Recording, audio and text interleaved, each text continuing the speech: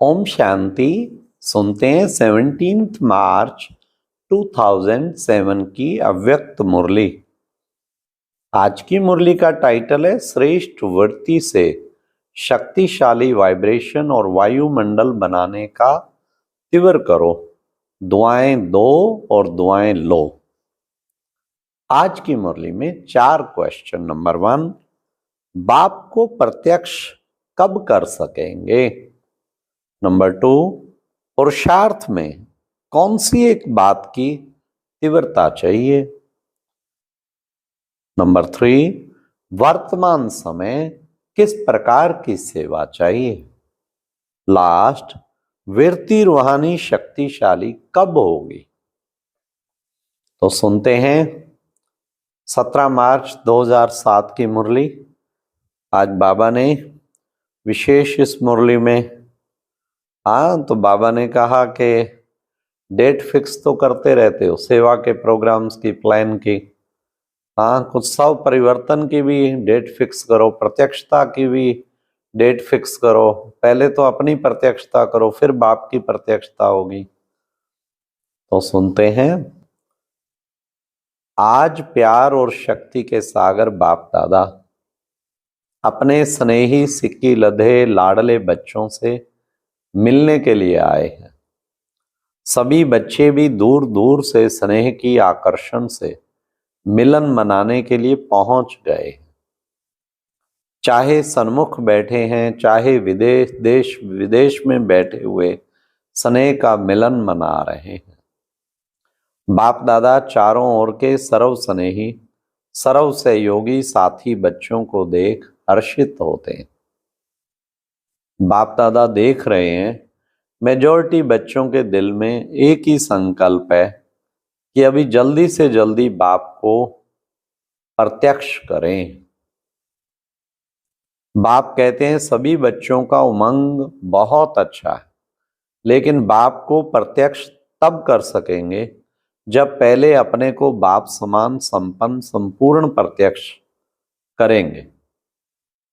तो बच्चे पूछते हैं बाप से कि कब प्रत्यक्ष होगा, और बाप बच्चों से पूछते हैं कि आप बताओ, आप कब स्वयं को बाप समान प्रत्यक्ष करेंगे? अपने संपन्न बनने की डेट फिक्स की है? फॉरेन वाले तो कहते हैं 1 साल पहले डेट फिक्स की जाती है। तो अपने को बाप समान बनने की आपस में मीटिंग करके डेट फिक्स की है? बाप दादा देखते हैं आजकल तो हर वर्ग की भी मीटिंग्स बहुत होती हैं। डबल फॉरेनर्स की भी मीटिंग बाप दादा ने सुनी, बहुत अच्छी लगी। सब मीटिंग्स बाप दादा के पास पहुंच ही जाती है। तो बाप दादा पूछते हैं कि इसकी डेट कब फिक्स की है? क्या ये डेट ड्रामा फिक्स करेगा या आप फिक्स करेंगे? कौन करेगा? लक्ष्य तो आपको रखना ही पड़ेगा, और लक्ष्य बहुत अच्छे से अच्छा, बढ़िया से बढ़िया रख भी है। अभी सिर्फ जैसा लक्ष्य रखा है उसी प्रमाण लक्षण श्रेष्ठ लक्ष्य के समान बनाना है। अभी लक्ष्य और लक्षण में अंतर है। जब लक्ष्य और लक्षण समान हो जाएंगे तो लक्ष्य प्रैक्टिकल में आ जाएगा। सभी बच्चे जब अमृत वेले मिलन मनाते हैं और संकल्प करते हैं तो बहुत अच्छे करते हैं। बाप दादा चारों ओर के हर बच्चे की रूहान सुनते रहते हैं। वाह बाबा, कमाल है, बहुत सुंदर बातें करते हैं। पुरुषार्थ भी बहुत अच्छा करते हैं, लेकिन पुरुषार्थ में एक बात की तीव्रता चाहिए। पुरुषार्थ है लेकिन तीव्र पुरुषार्थ चाहिए। तीव्रता की दृढ़ता, उसकी एडिशन चाहिए। बाप दादा की हर बच्चे के प्रति यही आश है कि समय प्रमाण हर एक तीव्र पुरुषार्थी बने। चाहे नंबरवार हैं, बाप दादा जानते हैं, लेकिन नंबरवार में भी तीव्र पुरुषार्थ सदा रहे, उसकी आवश्यकता है। समय संपन्न होने में तीव्रता से चल रहा है, लेकिन सभी बच्चों को बाप समान बनना ही है, यह भी निश्चित ही है, सिर्फ इसमें तीव्रता चाहिए। हर एक अपने को चेक करो कि मैं सदा तीव्र पुरुषार्थी हूं, क्योंकि पुरुषार्थ में पेपर तो बहुत आते ही हैं और आने ही हैं, लेकिन तीव्र पुरुषार्थी के लिए पेपर में पास होना इतना ही निश्चित है कि तीव्र पुरुषार्थी पेपर में पास हुआ ही पड़ा है, होना है नहीं, हुआ ही पड़ा है, यह निश्चित है। सेवा भी सभी अच्छी रुचि से कर रहे हैं, लेकिन बाप दादा ने पहले भी कहा है कि वर्तमान समय के प्रमाण एक ही समय पर मनसा, वाचा और कर्मणा अर्थात चलन और चेहरे द्वारा तीनों ही प्रकार की सेवा चाहिए। मनसा द्वारा अनुभव कराना, वाणी द्वारा ज्ञान के खजाने का परिचय कराना और चलन व चेहरे द्वारा संपूर्ण योगी जीवन के प्रैक्टिकल रूप का अनुभव कराना, तीनों ही सेवा एक समय करनी है, अलग अलग नहीं। समय कम है और सेवा अभी भी बहुत करनी है। बाप दादा ने देखा कि सबसे सहज सेवा का साधन है वृत्ति द्वारा वाइब्रेशन बनाना और वाइब्रेशन द्वारा वायुमंडल बनाना, क्योंकि वृत्ति सबसे तेज साधन है। जैसे साइंस के रॉकेट फास्ट जाती है, वैसे आपकी रूहानी शुभ भावना, शुभ कामना की वृत्ति दृष्टि और सृष्टि को बदल देती। एक स्थान पर बैठे भी वृत्ति द्वारा सेवा कर सकते हैं।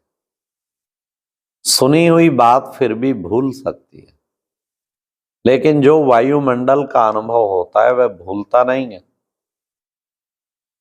जैसे मधुबन में अनुभव किया है कि ब्रह्मा बाप की कर्म भूमि, योग भूमि, चरित्र भूमि का वायुमंडल है, अब तक भी हरेक उसी वायुमंडल का जो अनुभव करते हैं वह भूलता नहीं है। वायुमंडल का अनुभव दिल में छप जाता है।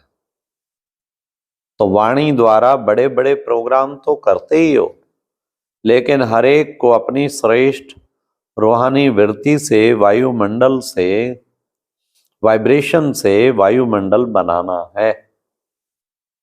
लेकिन वृत्ति रूहानी और शक्तिशाली तब होगी जब अपने दिल में, मन में किसी के प्रति भी उल्टी वृत्ति का वाइब्रेशन नहीं होगा। अपने मन की वृत्ति सदा स्वच्छ हो, क्योंकि किसी भी आत्मा के प्रति अगर कोई व्यर्थ वृत्ति या ज्ञान के हिसाब से नेगेटिव वृत्ति है तो नेगेटिव माना किचड़ा। अगर मन में किचड़ा है तो शुभ वृत्ति से सेवा नहीं कर सकेंगे। तो पहले अपने आप को चेक करो कि मेरे मन की वृत्ति शुभ रूहानी है। नेगेटिव वृत्ति को भी अपनी शुभ भावना, शुभ कामना से नेगेटिव को भी पॉजिटिव में चेंज कर सकते, क्योंकि नेगेटिव से अपने ही मन में परेशानी तो होती है, वेस्ट थॉट्स तो चलते हैं ना। तो पहले अपने को चेक करो कि मेरे मन में कोई खिटखिट तो नहीं, नंबरवार तो हैं, अच्छे भी हैं, तो साथ में खिटखिट वाले भी हैं, लेकिन यह ऐसा है, यह समझना अच्छा है। जो रॉन्ग है उसको रॉन्ग समझना है, जो राइट है उसको राइट समझना है, लेकिन दिल में बिठाना नहीं। समझना अलग है, नॉलेजफुल बनना अच्छा है, रॉन्ग को रॉन्ग तो कहो ना। कई बच्चे कहते हैं बाबा आपको पता नहीं ये कैसे है, आप देखो ना तो पता पड़ जाए।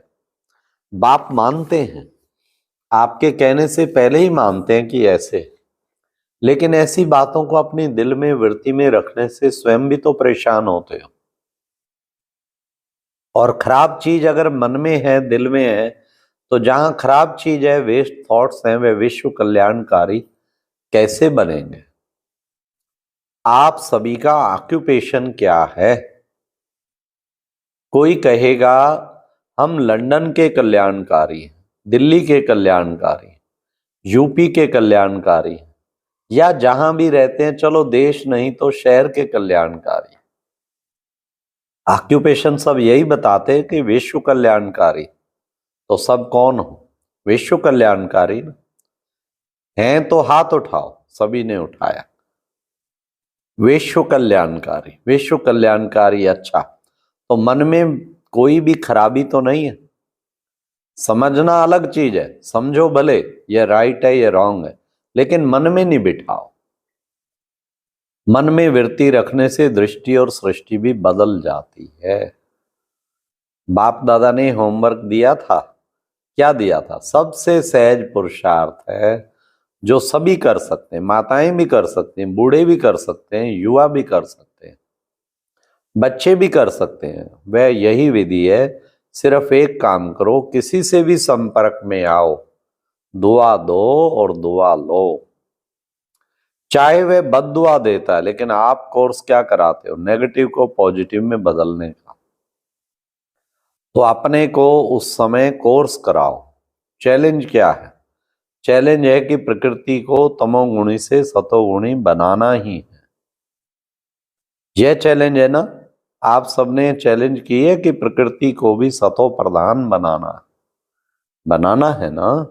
कान हिलाओ, हाथ हिलाओ, देखो देखो देखो, देखा देखी से नहीं हिलाना दिल से हिलाना, क्योंकि अभी समय प्रमाण वृत्ति से वायुमंडल बनाने के लिए तीव्र पुरुषार्थ की आवश्यकता है। तो वृत्ति में अगर जरा भी किचड़ा होगा तो वृत्ति से वायुमंडल कैसे बनाएंगे?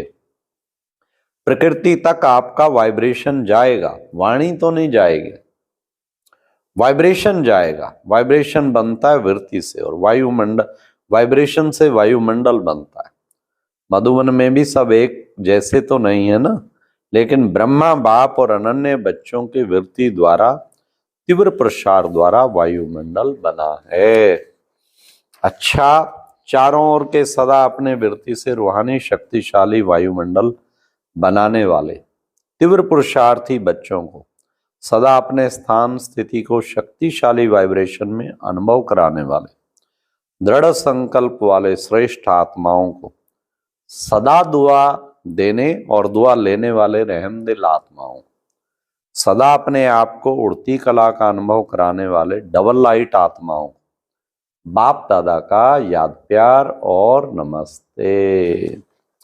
अच्छा, ओम शांति। कितना प्यारा बाबा ने कहा, सबसे सहज बस दुआ दो, दुआ लो। कितना अच्छा बाबा ने बताया, रूहानी शक्तिशाली वृत्ति से वाइब्रेशन। आज का अव्यक्त ज्ञान मोती सुनने के लिए ऊपर दिए गए बॉक्स पर क्लिक करें। अगर बॉक्स दिखाई नहीं दे रहा है तो ऊपर जो कॉर्नर में शो लिखा हुआ है उस पर क्लिक करें।